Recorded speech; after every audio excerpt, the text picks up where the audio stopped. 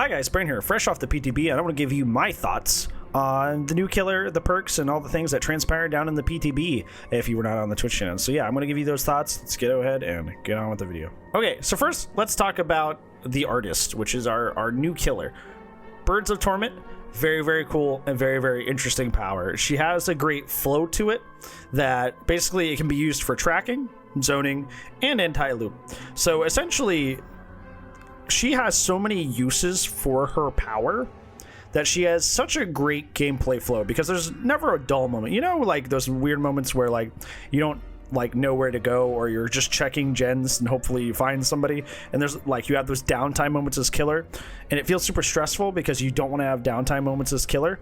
Like she has like none of those. She always has something going on. She always like is using her power to advance the next step of the game. So there's like never a dull moment, and I think that's what makes her like so well designed and like super fun and super gripping to play, because his power is hard to pull off, so it's not like it's just lazy, but it has so many applications that it's not like, you know, all you do is master one thing. Like you're mastering like multiple different aspects. You're mastering like I said, the zoning, the map control, the map like awareness, like basically you can use her power for so many different things that it's like it's so fantastic. It's so fantastic. It might be a tad bit too strong.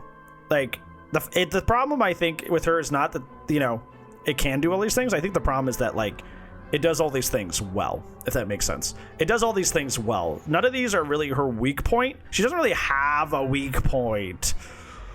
You know, like she doesn't really have a downside to playing her or to any of these powers. Like all of these different aspects I've been talking about that she could do, she does them all well.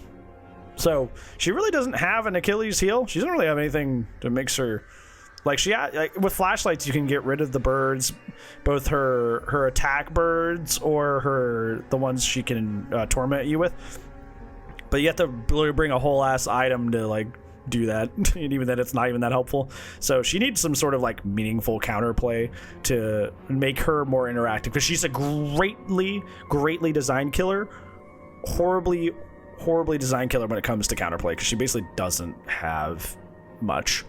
So she needs to have some sort of counterplay to her that make her power more fair. Her perks are very, very cool, and if anything, I think like between Pinhead, NFT Man, and her perks, like I love the direction they're going with the killer design for perks, of making these really strong A tier perks but not broken S tier perks like Ruin and Pop and so on and so forth.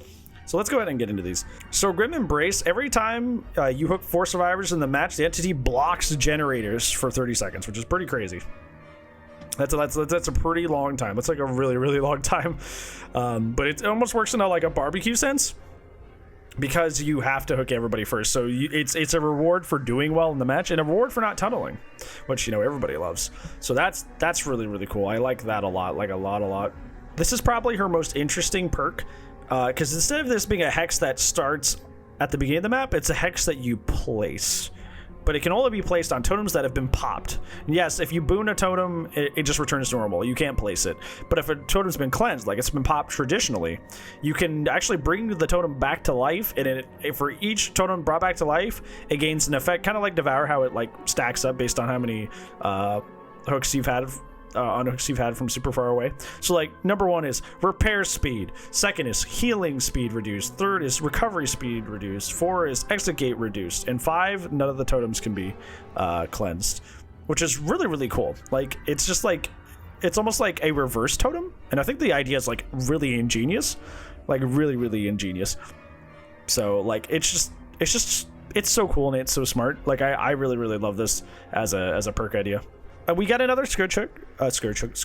We got another Scourge Hook. This one's called Pain of Resonance. This one kind of weirdly works like Eruption. So whenever you put a survivor on a Scourge Hook, the generator with the most progress explodes and gives it regression. So like this is almost like Deadlock and Eruption had a baby, and this is that perk. Like it's literally just Deadlock and Eruption from Nemesis had a baby, and it's really nice, and it's really, really cool. But yeah, like I said, all these perks are like, none of them are OP, but all of them are great, but none of them overpower. Like where she may be slightly too powerful, the perks are like perfectly designed. Like I can't wait to use these perks on other killers.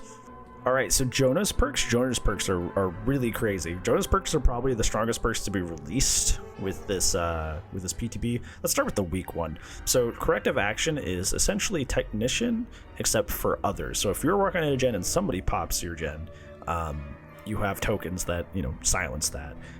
But it's so like oddly specific that's a little it's not too helpful. Overcome, very fantastic though. It's arguably better than Sprint Burst. We're still waiting for the great DPD think tank thinkers to come out and say what they think about it. But essentially what happens here is like Overcome, every time you're hit, you get 2 seconds longer of that speed burst you get when you're hit. So essentially you get like a longer version of Sprint Burst, but it requires that you get hit. So you kind of have this weird trade-off where you want to run Sprint Burst that you can use anytime, but it's not as fast and it doesn't get you as far, or do you run Overcome, which will get you farther, but you can only activate it when you're hit? Verdict's still out on, obviously it's been a day. The verdict's still out on which one's better so far, but like it's definitely the fact that it's even in that same conversation with Sprint Burst makes it really, really, really strong. And Boon Exponential is probably the one that I'm worried about the most, because Boon Exponential makes it to where you recover 100% faster. 100% faster on the ground, and you can completely recover from the dying state. So essentially, you have Unbreakable, full free, infinitely, on a Boon Totem. I was testing this during the PTB, and running this with Circle of Healing and other anti-slug perks was phenomenal. Like the killer would leave to go make sure a flashlight save didn't happen, and I would be up and out of there. Like this in combo, especially with the other Boon Totem perks, is a problem. Like Boon Totems, if you didn't think they were a problem before, Exponential is going to make you like hate Boon Totems even more. Like this perk is busted. This perk is very, very strong. Very, very strong. And I was saying this on the PTB stream as well, is like, yeah, these things may not be as crazy against like Nurse or Blight or Spirit, but facing them as like Myers, Clown, Ghostface, these kind of perks that really punish M1 killers, like these perks, these boons punish M1 killers so much, because Circle of Healing makes it to where you can't do split pressure, which is one of the ways that a M1 killer is actually able to enact pressure on the map. But now you can't slug either as an M1 killer because of this, if they're near it. So like, what do you do? Like, you're like, yeah, sure, the stronger characters in this game can handle those just fine, but the M1 killers can't. So you're just kind of like leaving like over half your roster out to dry. So that's not good. That's not good at all. So I am not looking forward to that. But hey, those are my first thoughts on the PTB and the new killer and the new survivor and their perks accordingly. Hopefully you liked what I thought about it, and I can't wait to play all of this when it comes out live. What did you think? Did you also play the PTB? Did you watch a favorite streamer play it? And what do you think about these different perks, killer powers, etc.? I'd love to hear what you have to say in the comments down below. If you can spare a second, do please like the video, because that's very, very helpful and awesome. And also, if you want to see more of my videos, make sure you sub-a-roni and stick around. Other than that, anything else for you. Thank you so much for watching, and I appreciate you. Hopefully I'll see you in the next video, and if I don't, I'll see you when I see you. Bye.